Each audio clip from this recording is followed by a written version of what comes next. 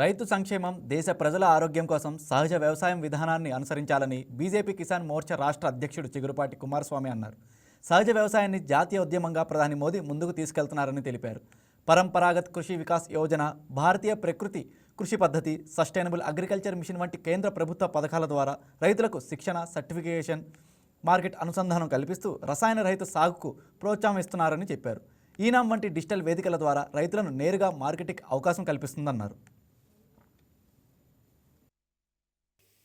కొత్త సంవత్సరంలో 2026లో జనవరి 3వ తారీఖున సేంద్రియ వ్యవసాయం మీద వెన్యూ కళ్యాణ మండపంలో రౌండ్ టేబుల్ సమావేశం జరుగుతూ ఉంది.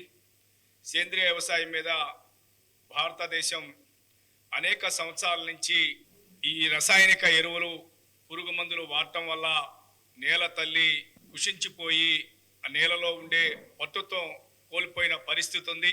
దానికి నేల తల్లిని కాపాడటం కోసము, నేల పాడవటం కాకుండా అనారోగ్యంగా ఏదైతే ఈ ఆహారము, పురుగు మందులు, రసాయనిక ఎరువులు వాడటం వల్ల వచ్చే ఆహారం తినటం వల్ల అనారోగ్యంతో భారతదేశంలో ఉండే అనేక మందికి అనారోగ్యం వస్తుంది.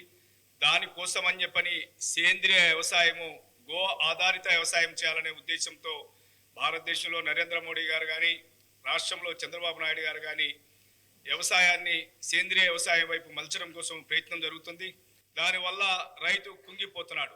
రైతు కుంగటం కాదు, సేమ్ టైము నేల కూడా పాడైపోయే పరిస్థితి ఉంది. అందుకని నేల తల్లిని కాపాడటం కోసము గో ఆధారిత సేంద్రియ వ్యవసాయం ఏదైతే ఉందో ఆ సేంద్రియ వ్యవసాయాన్ని పెంచడం కోసము దేశవ్యాప్తంగా ఒక పెద్ద ఎత్తున భారతీయ జనతా పార్టీ ఆధ్వర్యంలో ఒక ఉద్యమం రూపంలో ఈ కార్యక్రమాన్ని చేపట్టడం జరిగింది.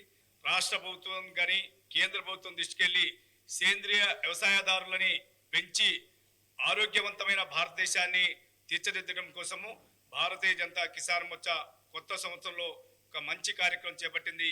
దానికి మీ అందరి సహకారం కావాలని ఈరోజు ఈ కార్యక్రమం తీసుకోవడం జరిగింది. ఏదైతే ఈ పార్టీని ముందుకు తీసుకెళ్లే గుర్రాలు, 7 గుర్రాల లాంటి సప్త అశ్వాలు మా పార్టీకి మోర్చాలంటాం, సంబంధిత విభాగాలు. ఈ విభాగాల ద్వారా సమాజంలోని అనేక వర్గాల్లోకి చొచ్చుకుపోయే ప్రయత్నం గత 6-7 నెలల నుంచి జరుగుతూ ఉంది. మీరు చూస్తే ఎస్టీ మోర్చా బిర్సా ముండా లాంటి ఒక మహానాయకుడిని ఆంధ్రప్రదేశ్ రాష్ట్రానికి పరిచయం చేసింది. ఓబీసీ మోర్చా సంచార జాతుల్ని ముందుకు తీసుకొస్తూ ఆ జాతుల్లో ఉన్న సమస్యల్ని సమాజం దృష్టికి తీసుకెళ్లే స్ఫూర్తి అనే కార్యక్రమం చేసింది, స్వరం అనే కార్యక్రమాలు చేసింది.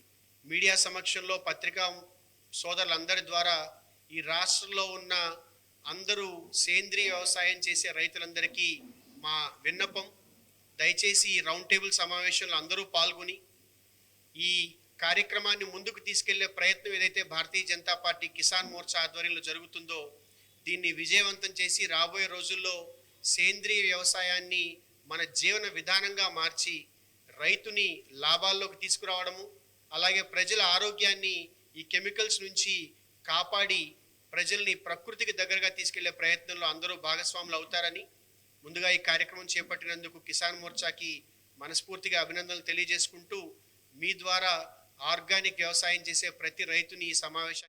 ఈ వీడియో మీకు నచ్చినట్లయితే లైక్ చేయండి, షేర్ చేయండి, మా ఛానల్కి సబ్స్క్రైబ్ చేయండి.